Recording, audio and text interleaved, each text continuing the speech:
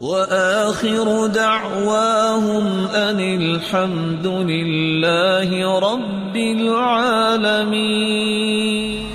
آج ایسے لوگ پھر انہوں نے پیدا کیے، ایسے ظالم پیدا کیے جن کے حلیے بھی ایسے ہیں جس کے بارے میں حدیث نے کہا تھا لوگوں ایک وقت آئے گا جب خارجی اٹھیں گے اور حالت یہ ہوگی تو حقرون صلاتکم مع صلاتہم، تمہیں اپنی نمازیں ان کی نمازوں کے سامنے حقیر لگیں گے، ان کے روزوں کے سامنے تمہارے روزے حقیر نظر آئیں گے، لیکن وہ بات دین کی کریں گے، لیکن جس طرح تیر کمان سے نکل کے جانور سے بھی نکل جاتا ہے اس طرح وہ دین سے نکل جائیں گے۔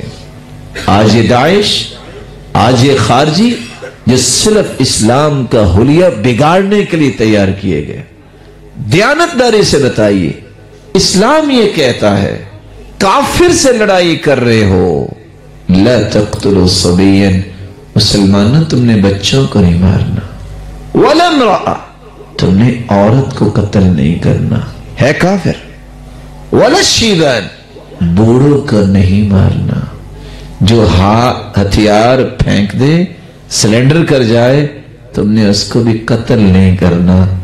کافروں سے بھی لڑائی کرو گے تو یہ چار باتیں یاد رکھنی ہے۔ یہ کون سا اسلام ہے؟ ایک ظالم اٹھتا ہے اور خود کو حملہ کرتا ہے، معصوم بچے، معصوم عورتیں، بے گناہ عوام، اور اس کو وہ نیکی سمجھ رہا ہے، اور کس طرح مسلمانوں کو ذبح کیا جا رہا ہے۔ آپ نے پچھلی تاریخ میں دیکھا کہ کوئی یہودی ذبح ہوا ہو، کسی کافر کو ذبح کیا ہو؟ ذبح ہو رہے ہیں تو مسلمان ہو رہے ہیں۔ یہ اسلام نہیں، اسلام اتنا پیارا دین ہے، اسلام تو کہتا ہے تم چڑیا کے ساتھ بھی رحم کرو گے، اللہ حضور جلال قیامت کو تم پہ بھی رحم کریں گے، چڑیا کے ساتھ۔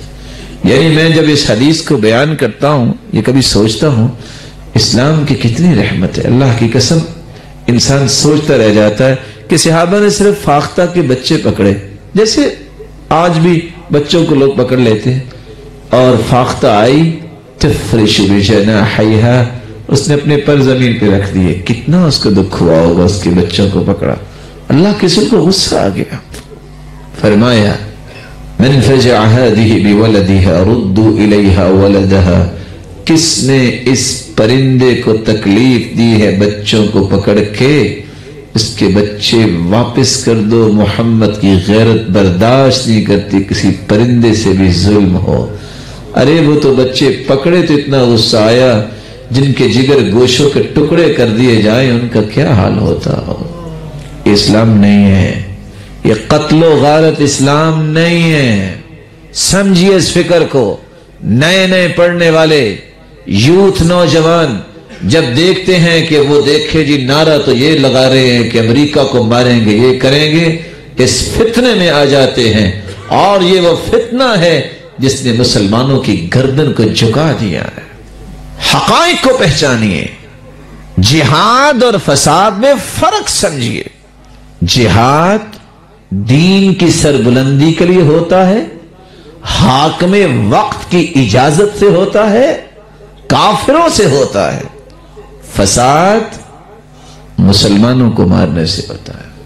فساد جب اپنی من مانی سے انسان کہتا ہے کہ میں جہاد کرنے لگا ہوں، رسول اکرم صلی اللہ علیہ وآلہ وسلم کی سیرت پڑھیے، جہاد کے لیے بھی صحابہ کو بھیجا تو یہ نہیں کہا کہ جا کے مار دو، فرمایا دعوت دو، قبول کر لیں، لڑائی کی ضرورت نہیں، جزیے کی بات کرو، تمہاری متحتی میں رہ کر جزیہ دے دیں، لڑائی کی ضرورت نہیں، نہیں مانتے تب تمہیں وہاں لڑائی کرنی ہوگی۔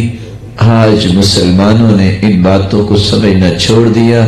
ایک مسلمان اٹھتا ہے دوسرے کو مار دیتا ہے، کہتا ہے میں نے جہاد کرنا ہے، یہ جہاد ہے؟ تو فساد ہے، یہ تو اسلام کے چہرے پہ داغ ہے۔